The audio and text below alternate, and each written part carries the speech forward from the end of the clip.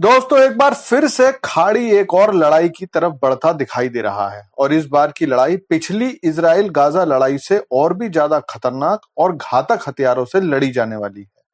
दरअसल पिछले काफी समय से छुटपुट हमले करने के बाद कल लेबनान के शिया आतंकी गुट हिजबुल्लाह ने इजराइल पर जबरदस्त हमला किया।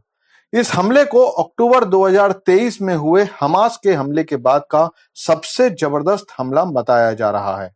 इस हमले में हिजबुल्लाह ने इजराइल के ड्रूज शहर के एक फुटबॉल ग्राउंड पर कई रॉकेट से हमला किया। ड्रूज इजराइल के कब्जे वाले गोलान हाइट्स इलाके में स्थित है, जिसके एक गांव पर हिजबुल्लाह ने रॉकेट हमला किया। इस हमले में अब तक 12 बच्चों के मरने की पुष्टि हो चुकी है। इजरायली फोर्स के अनुसार ये सारे मरने वाले 10 से 12 साल के बच्चे थे, जो ग्राउंड पर फुटबॉल खेलने आए हुए थे। इस हमले के बाद 32 बच्चों को अस्पताल में भर्ती कराया गया था। इन घायलों में 13 बच्चे गंभीर रूप से घायल हैं और मरने वालों की संख्या बढ़ भी सकती है। अब सवाल उठता है कि भला इजराइल इस हमले का जवाब कैसे देगा और इस जवाब का आगे खाड़ी क्षेत्र पर क्या असर पड़ेगा। तो दोस्तों आने वाले समय में इस क्षेत्र में एक और फुल स्केल वार होने वाली है और अगर अमेरिकी चुनावों में डोनाल्ड ट्रंप की जीत होती है तो यकीन मानिए इस बार इजराइल इस क्षेत्र से अपने सबसे बड़े खतरे हिजबुल्लाह को मिटाने में कोई कसर नहीं छोड़ेगा।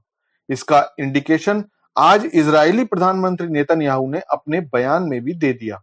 बेंजामिन नेतन्याहू फिलहाल अमेरिका की यात्रा पर थे, जहां उन्होंने कई बड़े नेताओं से बात की। नेतन्याहू ने साफ-साफ कहा कि इजराइल चुप नहीं बैठेगा। उन्होंने कहा कि इजराइल इस हमले को यूं ही नहीं जाने देगा और हिजबुल्लाह को इसकी भारी कीमत चुकानी होगी, जो कि आज तक उसने कभी नहीं चुकाई।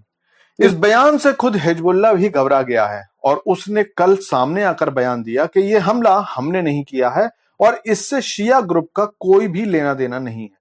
लेकिन इजराइल इन सारी बातों को अब सुनने को तैयार नहीं है, क्योंकि अक्टूबर 2023 के बाद से ही हिजबुल्लाह लगातार इजराइल पर छोटे मोटे हमले करता रहा है।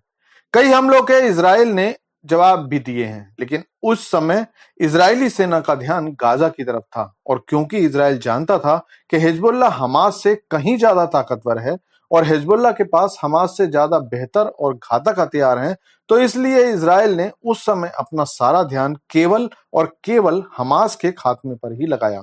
लेकिन अब गाजा में इजराइल को अपर हैंड मिल चुका है और ऐसे में अगर इजराइल चाहे तो हिजबुल्लाह के खिलाफ एक फुल स्केल वार छेड़ सकता है, क्योंकि हिजबुल्लाह केवल एक संगठन नहीं है, बल्कि उसे ईरान का पूरा समर्थन रहता है। ईरान से मिले हथियारों के दम पर हिजबुल्लाह लगातार ताकत बढ़ाता रहा है। माना तो यह भी जाता है कि ईरान के रिवोल्यूशनरी गार्ड ही हिजबुल्लाह को समय समय पर ट्रेनिंग देते हैं। हिजबुल्लाह के पास जो रॉकेट, मिसाइल या ड्रोन भी हैं, वो भी ईरान के ही बताए जाते हैं।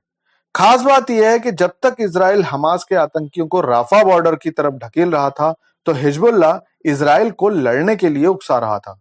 लेकिन अब जबकि इजराइल दक्षिण में लड़ाई से लगभग फ्री हो गया है, तो क्या ईरान और हिजबुल्लाह इजराइल से लड़ाई लड़ पाएंगे?